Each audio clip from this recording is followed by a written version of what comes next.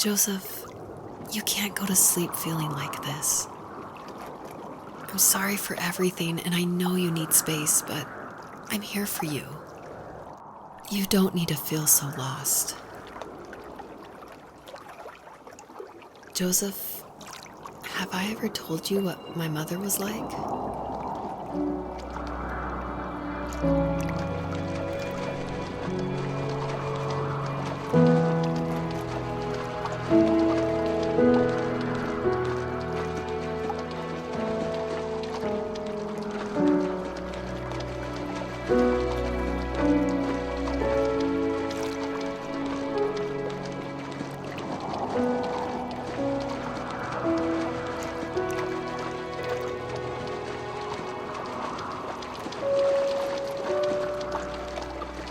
You know what it's like not to have a mom at home. And you know how hard that made my childhood. What helped me was watching the birds in the morning before the school bus came. I thought that my mother was one of those birds, and it made me want to be free like her. My mom taught me how to fold origami cranes while she was in the hospital. So I told myself I would fold one every day until I could fly myself.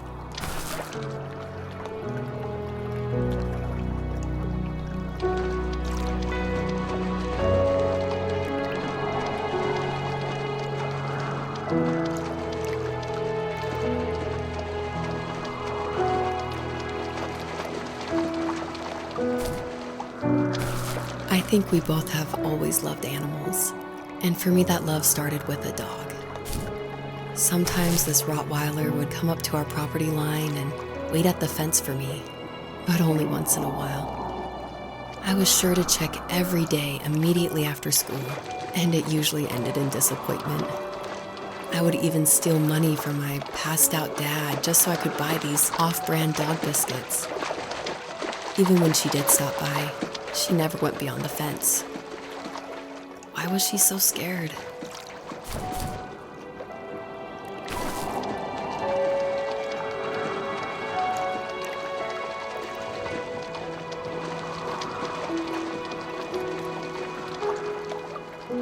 I think my dad was the opposite of your dad in almost every way, except he was in the military as well. He coped with alcohol of every kind. The trailer started falling apart, he got angry, and I withdrew. More and more I became the weird, quiet kid who made lots of origami birds and carried dog biscuits around. I think we were pretty similar when it came to being the weird kids. And that same sincerity in college was one of the reasons I was so drawn to you.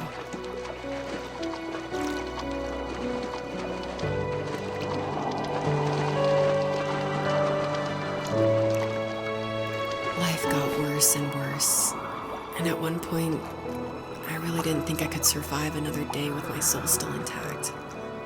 I had no real friends, let alone neighbors, since we lived in the middle of nowhere.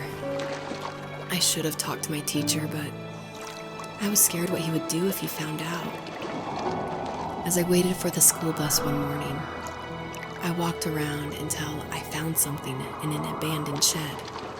Something I can't put into words.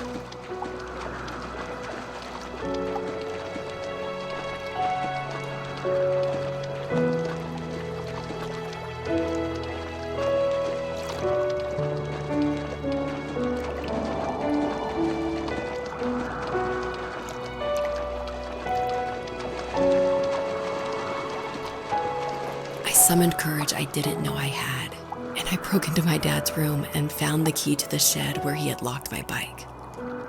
I'll never forget that feeling. The wind rushing by my ears as the sun rose over fields of wheat. I was flying for the first time. I biked as far as my legs could take me until I found a house that felt friendly, and that felt like home. Those strangers helped me in so many ways. And if it wasn't for them, I wouldn't have found my foster family. And if it wasn't for my parents, I wouldn't have met you.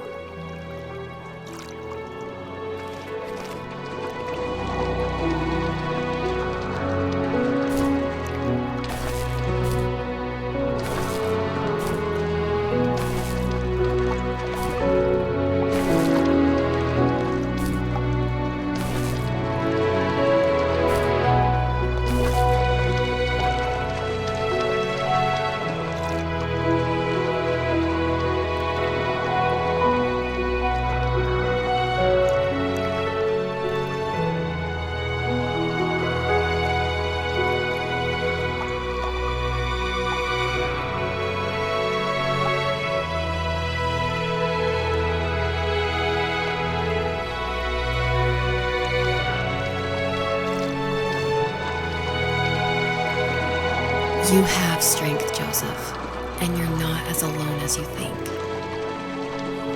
It's all just so pointless, just waiting for life to happen. It's like having the home I always wanted is cursed out of my reach. The thought of being a parent myself, how could I do that when I couldn't even be a good son? I'm sorry, I know what you're saying. I just don't know how things will work out. These quiet hours will turn into years. We'll wonder which roads passed us by. Then we'll forge a new road together. Besides, I discovered for myself that one fateful morning where any hopeful road leads to. There may be thorns and mist, but it always leads to the same thing. And what's that? Family. I'm so glad that you're part of my family, Rachel. And I'm glad you're part of mine.